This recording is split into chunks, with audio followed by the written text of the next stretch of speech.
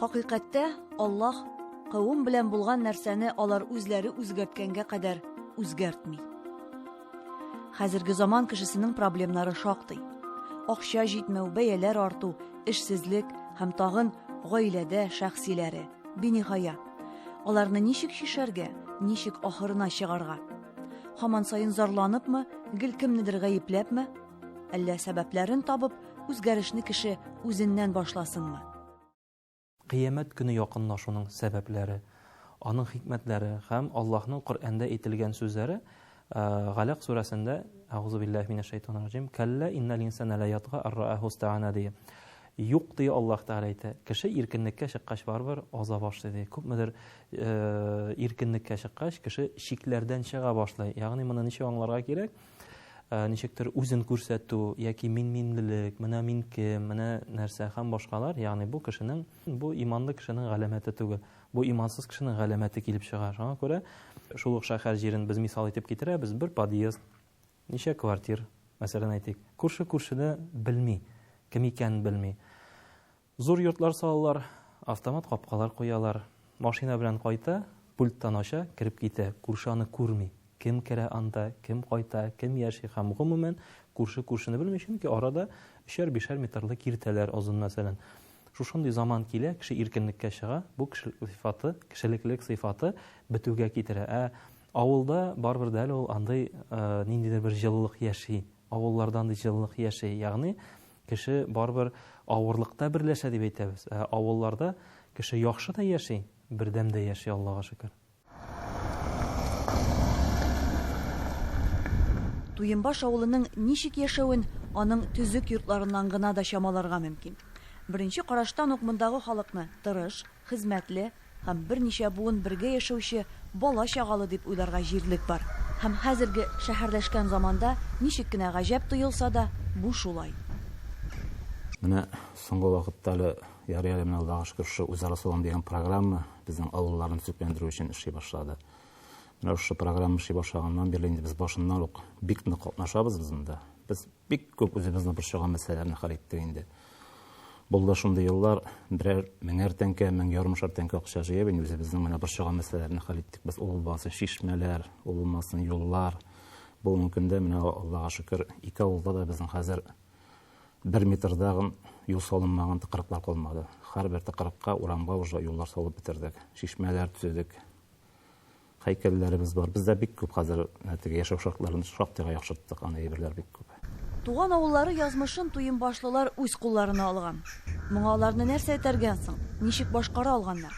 Югыйсә бүген һәркемнең үз авылын чәчәк ата торган итеп күрәсе, бәлки әле анда яхшы тормышта яшисе дә киләдер. Мин үзем күптән эшлим.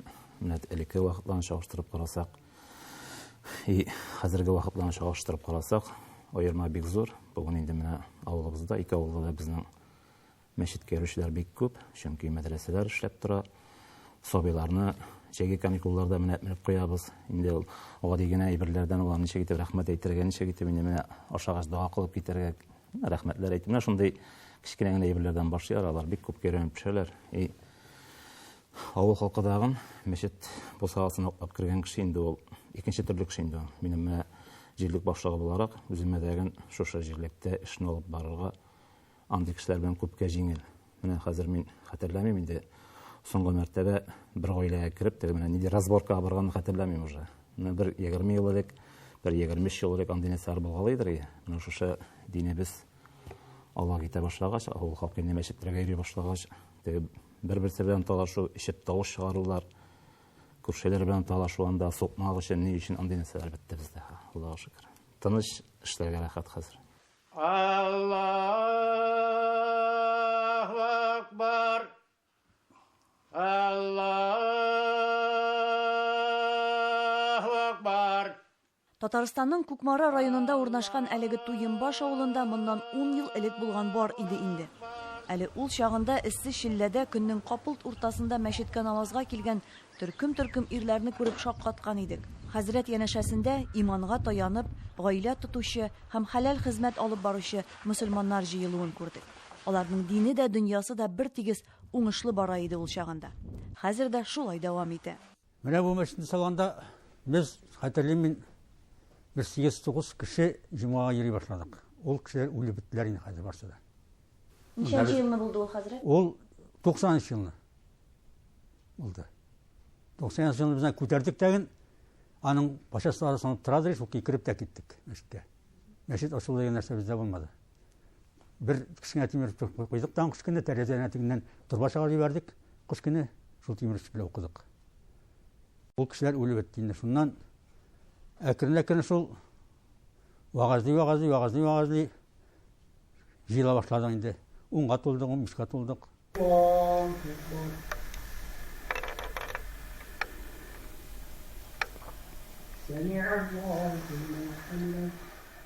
Туйынбаштагы дини яңарыш чорында мәчеткә намазга йөрүчеләр санын хәзергесе белән чагыштырып та булмый. Хәзер өйлә намазына элек җомгага йөргән сандагы кеше килә. Габделхәй хәзрәт әлбәттә бу күренешкә шат булыр иде. Хәер, ул аны күреп киткән. 90 яшенә кадәр туган авылы мәхәлләсен җитәкләгән һәм гыйбадәт кылучылар сафын тыгызландыруда аның өлеше зур. Габделхәй хәзрәт ул шундый үзенчәлекле хәзрәт иде. Хәтта шушы авылда, мәсәлән, 75-85% кеше намазга йөрүне ул үзенең кимчелеге итеп күрә иде. Нинди халәттә ул әйтмиде, безнең 75-85% халык мәчеткә йөри инде дип. Ул киресенчә әйтә иде. Менә 15-25% халык килми мәчеткә, ничек кенә китерәсе инде шуларны дип. Ягъни ул аны үзенең зур кимчелеге итеп тора иде. Һәм шул ук вакытта ул эшли ала торган менә Илмир хәзрәт шикелле тырыш хәзрәтләрне күрә белә иде. Ул аны үзенең кул астында эшләтте, ул аңа юл бирде, ул аңа инде бөтен мөмкинлекләрне ачты. Гомумән хатын-кызларга да, балаларга да ул юл куйды, ләкин үз вакытында, үз чиратында барбыр, инде тискәре карашлы кешеләрне, мәсәлән, ул барбыр читләштерә дә белә иде, матур гына итеп. Шуңа күрә Илмир хәзрәт шушы Габделхәй хәзрәтне инде җирләгән вакытта ул үзеннән үзе авыл халкы бөтенесе Илмир хәзрәт диделәр. Шуңа күрә Җәлил хәзрәт үзе дә килде. Хәтта имам сайлау безнең инде зияратта шушы хәзрәтне җирләгәндә килеп чыкты. Чөнки бөтен кеше бер тавыштан Илмир хәзрәт дигән фикергә килеп, Илмир хәзрәт инде шушы авылда имамлык эшен менә хәзрәтнең үзеннән икенче көнне үк алып китте дисәк тә ялгыш булмас. 5 вакыт намаз, азан һәм дә инде менә бу басым ясыярга тырышабыз инде балаларны укыту, аларның күңелен күрү һәм дә инде аларга менә башында уку башланганда бер аерым җыеп бәйрәм ясыйбыз. Ахырында уку тамамлангач чыгарылыш кичәсе иттереп, буеннар уйнаттырып, аларга зур-зуррак монда күләмле бүләкләр әзерләп, сумкалар тутырып шайтып җибәрәбез. Андары гаит килеп җитә. Гаит көнне инде һәрберсен җыеп, бүләкләр өләшеп, инде мин анда инде плов та пешерәм, инде аларны сыйлап, аниматорларны чакыртып, аларның күңелен ачтырып, инде алар менә шулай иттереп, инде балаларны шушы мәчеткә җәлеп итү ягында инде. Илмир хәзрәт Сәетов имам-хатыйплык эшенә 28 яшендә алынган. Әле бер генә ел шушы вазифада булуына карамастан, аның мәчеттә эшләү тәҗрибәсе шактый. Габделхәй хәзрәтнең ярдәмчесе булган, Казанда мәдрәсәдә укыганда ук туган авылына кайткан арада һәм каникулларда балаларга ислам нигезләрен төшендергән. Инде биредә төпләнеп яши. Гаиләсе бар, әти-әнисе белән яши. Алай гына түгел, алар бергәләп мәчет эшен алып бара. Моны хәтле халыкны дигән күп, моны хәтле авылда үземне алып бара алмыйм инде мин. Беренчедән инде гаиләмнең ярдәме бик күп миңа инде, һәм инде икенчедән инде монда без быел инде улым өйләнде. Аның хәле җифете балаларны, садикка хәтле балаларны укытты инде. Аннары инде улым инде улларны укыта, ирләрне укыта, һәм үзем инде хатын-кызларны укытам, һәм үземнең мәктәптәге укытучым һәм класс җитәкчем бер миндә башта шәкерт булды. Бүген көндә инде аның үзенең классы бар, ул инде бүген көндә дәресләр алып бара. Ничә бала укый? Бүгенге көндә 20дән дә артып китә. Алар 20дән дә булалар, алар 30 да булалар, бәйрәм вакытында шуты 100-гә әйләнәләр алар. Чөнки бөтен кеше бит инде оныкларын кайтарып куя җәй көне. Җәй көне бит оныкларны кайтарып куялар. Без инде аларга рөхсәт бирәбез. Якутиядан кайтканнары бик күп була оныкларның. Поляналардан кайталар, Кукмаралардан, Шәройга кайталар балалар. Без аларга рөхсәт бирәбез бәйрәмгә килергә инде аермачык. Авыл мәчетендәге дин нигезләре дәресләренә балалар мәктәптәге дәресләрдән соң килә. Шиксез, аларны бирегә тәмле ризыклар да кызыктырадыр. Шулай да дугаларны белү, аларны урынлы куллану, укуда уңышка ирешүдә булышканлыгын малайлар, кызлар күптән сизгән. Бу хактагы сөйләшүләр кадр артында калды. интервью яздырырга өлгермәдек тә. Ничек тиз килеп кергән булсалар, шулай белемне тиз генә йотып, уйнарга да чыгып йөгергәннәр.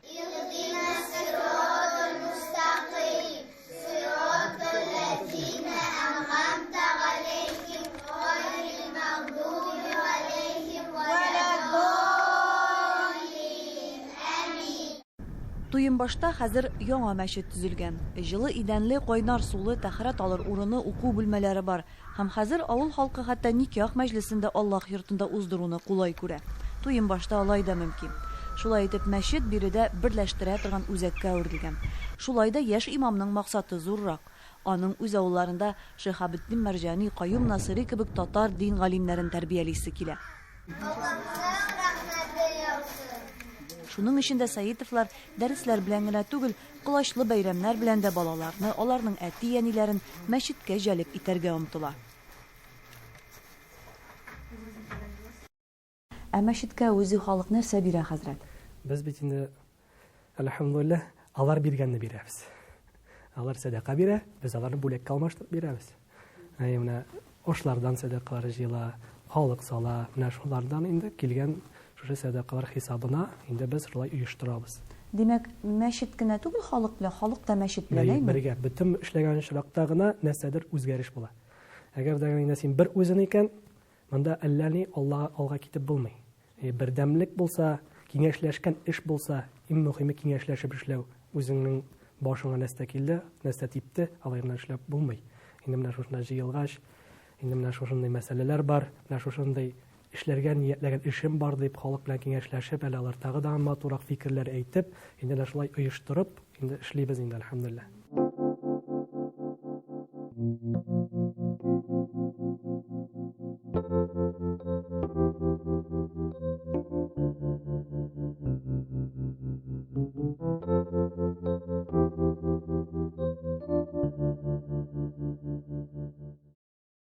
Безнең исламга килүнең төп башлангычы безнең улыбыз. Безнең улыбыз безгә үрнәк булды. Менә монысынан да ишеткәнегез бар икән, юк икән. Мин Полянда эшләп биргән вакыт, инде безнең улыбыз шушы Илмир инде 7 яшьтә, инде ул бер кеше дә кушуы буенча түгел, бер кеше әйтү буенча түгел, инде ул ураза тотып 5 вакыт намаздай. 7 яшьтә. Менә шушыннан ябышты инде безне. Аның бер әйткән сүзе бар инде, ул безгә әйтәдер, булай әйтеп йөрмәгез инде, булай әйтеп йөрмәгез, шайтан куып йөрисез өйдә дип әйтер иде. Беребезнең дә бит ул вакытта бала чаганы таңлыйсы килми, без нәрсә дидерик, өйрәтмәле дидерик. Шулайсың бит инде балаларга, әйме, шулаймы? Һәм ул аның бер сүзен онытмыйм, ул әйтте. Ярар диде, бүген сез мине тыңламасагыз, мин сезне бүтән тыңламыйм диде. Һәм шул көннән ул минем шундый ярылып калды, ул әйбереме? Һәм Аллаһның рәхмәте безгә көчле булды. Без шул көннән ортка яулык бүркәнеп, халатны киеп, әлхәмдүлилләh башладык. Һәм ирем белән бергә намазга бастык. Ничә яшь иде ул вакытта улыгыз? 30 так, аңар 10 ничәдер икән ул. Аңар 13 тирәшәе. Мәдрәсәдә Кумарада укыган вакытта шул вакытта. Алайда бит әле сез аны укырга җибәргәнсез. Минем булай булды ул. Әйдә мәдрәсәгә барасы, ишек тартып йөрүсе түгел, тәртипле малай буласы. Менә шушы бер сүзем бар имен, бер җөмләм. Әйдә тәртипле малай буласы, ишек тартып йөрүсе түгел ди. Анар ул да сезне тәртипкә бастырды. Анары Аллаһның рәхмәте. Иманлы яшәеш һәм хезмәтле тормыш Туйынбашның даны. Бу итекчеләр авылы. Монда һәр гаилә авыл кышы өчен алыштыргысыз аяк киемен эшли белә. Хәер, хәзер киездән нинди генә аяк киемнәре юк. Һәм аларны фабрикада гына түгел, осталар үз куллары белән дә эшли. Туйынбашлылар замана белән бергә атлый. Әүвәли килгән вакытта мин шаккаткан идем, сезнең хатын-кыз була торып, шундый авыр эш, итек басу эшендә катнашуыгызга алай гына түгел. Шуннан да бу сезнең керемегез иде бит инде ул вакытта гайры. Хәзер дә итек басасызмы, әллә инде ташладыгызмы? Әлхәмдүлилләh, шөкер Раббил галәмин. Инде без хәзер итекне эшлибез. Ул вакытта инде без итекләрне үзем түшидер инде. Алып кирдегезме? Кирдек, әлхәмдүлилләh. Безнең итекләребез хәзер шушындай. Безнең итекләребез авылда бердән бер дип әйтергә була. Безнең әле катма-каршы конкуренцияларыбыз авылда юк. Менә бу итекне минем улым баса. Менә буның ортларын ирем тегә, менә бу подошваларны инде, ягъни инде аяк табаннарын инде моны ирем машина белән тегеп утыра инде. Үзегез хәлсез басмыйсыз. Юк, без хәзер киненем белән бергә бүгенге көндә итекләребез чиратта име, чиратка язылган име. Менә андый алып кера алмадык, чөнки юк, без төрле мотор узарлар ине белән, натуральный белән, җом белән тукып утырабыз инде. Кул белән. Кул белән. Бер генә инән эшкә, шуның белән тукып утырабыз. Без чыршылар да ясыйбыз. Менә хәзрәтләр инде хатыннарына күбесе инде татар орнаментларын бирделәр. Аларга ясадык сапаги шикелле әйтеп инде. Аннары кайбер инде хәзрәтләр инде, например, үзебезнең хәзрәтебезгә мөхтәсибезгә Кумара мөхтәсибе дип тә яздык инде. Менә төрле үзләре ничек бирәләр инде заказларны инде. Менә шушы Эшсез тора алмыйсыз димәк. Әлхәмдүлилләх. Әлхәмдүлилләһи шөкр Раббил галәмин. Шулай да Туйынбаш авылында бер проблем бар икән барлыгын. Гәрчә атна сайын 2 туй иткән авылда аны проблем дип әйтү дөрес микән? Халкы да аз түгел, бигрәк тә Татарстандагы башка авыллар белән чагыштырганда 160 хуҗалыкта 500 кеше яши. Егетләребез инде әле үзләренә пар таба алмыйча эзләнүдә. Һәм дә генә Җегетләр сездә шактый. Шактый. ни өчен хәзрәт алар үзләренә кәләш таба алмый? Мин шәхси фикерем инде, чөнки авыл дигәч кызларның авылга кайтасы килмидер дип. Авылда юк инде кызлар. Авылдагыларын ничектер алып китеп бетереп баралар күрше авыллар. Бездән дәгән килгәли, инде өйләнмәгән егетләребез дәгән җитәрлек. Инде иншалла Аллаһ Тәгалә аларга хәерле пардан насыйп итсә иде инде. Төшенгәнсездер, бу мәгълүмат үз йөрәкләрен авылны үстерүче асыл татар егетләренекенә бәйләргә теләгән мөселман кызлары колагына булды. Чөнки Туйынбаштагы дөньяви һәм рухи яшәеш сокландырып кына калмый, өметне дә ныгыта. Ана кешегә киләчәктә балаларның хак юлда булачагына ышаныштан да ныграк нәрсә тынычлык бирә ала. Аллаһ турында Аллаһны гыйлемен өйрәнмәсәк, без Аллаһның гыйлемен белмәсәк, Аллаһ турында бездә мәгълүмат та булмый. Тәкъдирне өйрәнмәсәк, тәкъдир турында мәгълүмат булмый. Һәм дә инде иманның алты баганасы өйрәнмәсәк, иманның да бездә информациясе булмый. Инде менә шушы иң беренче иманның ныгыту усулы ул гыйлем алу. Һич югы һәрбер кешегә фарыз булган гыйлемне һәрбер мөмин мөселман аны үзләштергә тиеш. Чөнки Пәйгамбәрбез саллаллаһу алейхи ва саллям да әйткән, инде һәрбер мөмин һәм мөминә өчен гыйлем алу фарыз дигән. Һәм дә инде гыйлем алу ул бишектән алып ләхеткә хәтле дигән. Инде һәрбер мөселманның инде аның көн сайын үсеш кичергә тиеш. Аның 2 көне бер төсле булырга тиеш түгел, нәрсәдер актарынырга, нәрсәдер үстерергә, нәрсәдер уйланырга тиеш. Инде шул вакытта гына инде кеше камиллеккә җитеп, инде менә бу Аллаһ Тәгаләнең динендә булганда гына инде бөтен проблемаларны иншалла хәл итә алыр. Берничә сәгатькә барып, бөтен авыл белән сөйләшеп чыгу мөмкин булмаса да, без күргән кардәшләр, алардан ишеткән сүзләр Туйынбашның тормышын гомуми күз алларга мөмкинлек бирә дип уйлыйбыз. Тапшыру башында телгә алган Коръәндәге Ар-Рак сүрәсендә әйтелгәнчә, хәлебезнең нәрсәгә һәм кемгә бәйле булуын аңладык төсле. Үзеңне фида кылмыйча, мәхәлләне Туйынбаштагы сыман яшәтү мөмкин түгел. Табышы мәңгелек.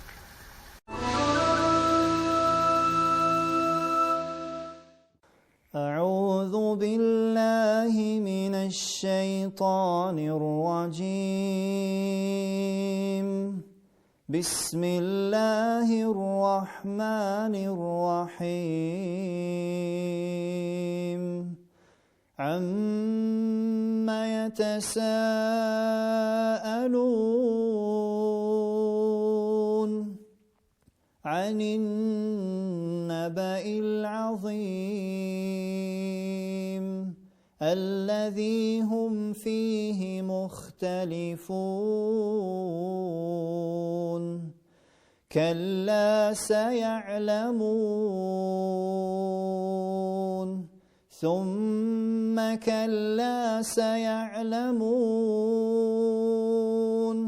ألم نجعل الأرض مهادا والجبال أوتادا وخلقناكم أزواجا وجعلنا نومكم سباتا وجعلنا الليل لباسا وجعلنا النهار معاشا وبنينا فوقكم سبعا شدادا وجعلنا سراجا وهاجا وأنزلنا من المعصرات ماء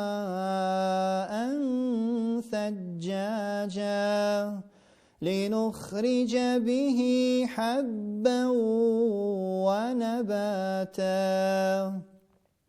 وجنات ألفافا إن يوم الفصل كان ميقاتا يوم ينفخ في الصور فتأتون أفواجا وفتحت السماء فكانت أبوابا وسيرت الجبال فكانت سرابا إن جهنم كانت مرصادا للطاغين مآبا لابثين فيها أحقابا لا يذوقون فيها بردا ولا شرابا إلا حميما وغساقا جزاء وفاقا إنهم كانوا لا يرجون حسابا وكذبوا بآياتنا كذابا وكل شيء أحصيناه كتابا فذوقوا فلن نزيدكم إلا عذابا